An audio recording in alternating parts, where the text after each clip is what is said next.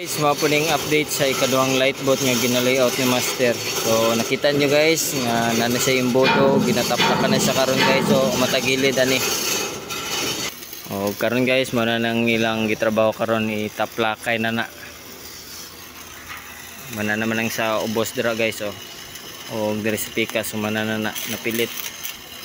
Tapos diri guys, nagtaod sila mga frame para sa strong back niya sa stern tube. Di mo ba ginakating. Oh, mana siyang call guys. Ano yung nagtira diri.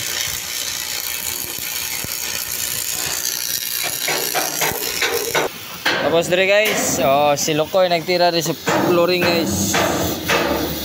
Oh, nagtira sa ulin.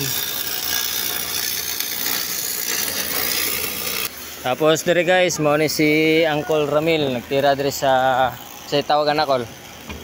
Sa tawagan mo gitrabaho. Bumper. Relings na, relings.